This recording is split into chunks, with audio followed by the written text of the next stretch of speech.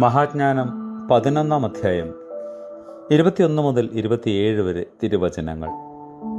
വറക്കുമോ, ഒരൊറ്റ കൊടുങ്കാറ്റുകൊണ്ട് അവയെ പൂർണ്ണമായി നശിപ്പിച്ചു. നിന്റെ പ്രതികാരം കൊണ്ട് അവരെ പീഡിപ്പിക്കുവാനും നിന്റെ ആത്മാവിൻ്റെ മുമ്പിൽ നിന്ന് അവരെ പാറിച്ചു കളയുവാനും നിനക്ക് കഴിയുമായിരുന്നു. എല്ലാം അളവനുസരിച്ചും ക്രമമായും തൂക്കി നോക്കിയും നീ അവരുടെ മേൽ വരുത്തി. മഹനീയമായ കാര്യങ്ങൾ സഭാ തിരുമുമ്പിൽ നിലകൊള്ളുന്നു. നിന്റെ വലതു ഭുജത്തിനു മുമ്പിൽ ആർക്ക് നിൽപ്പാൻ കഴിയും? ലോകത്തിലെ എല്ലാ സൃഷ്ടിയും തിരുമുമ്പിൽ കണ്ണിൻ്റെ ഒരു ഇമവെട്ടൽ പോലെ മാത്രം, പ്രഭാതത്തിൽ നിലത്ത് വീഴുന്ന മഞ്ഞിൻ തുള്ളികൾ പോലെ മാത്രം.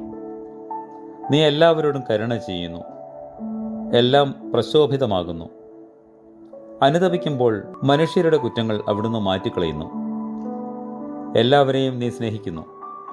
നീ നിർമ്മിച്ചിട്ടുള്ള ഒന്നിനെയും നീ നിരസിക്കുകയില്ല. എന്തെന്നാൽ നീ ദ്വേഷിക്കുന്ന ഒന്നും നീ ചെയ്യുകയില്ലായിരുന്നു. നീ മനസ്സ് വെച്ചില്ലായിരുന്നുവെങ്കിൽ എന്തെങ്കിലും നിലനിൽക്കുമായിരുന്നോ? നീ കൽപ്പിച്ചില്ലായിരുന്നുവെങ്കിൽ എന്തെങ്കിലും പരിരക്ഷിതമാകുമായിരുന്നോ? കർത്താവേ, നീ എല്ലാവരോടും കരുണ ചെയ്യുന്നു. എന്തെന്നാൽ എല്ലാം നിന്റേതാകുന്നു.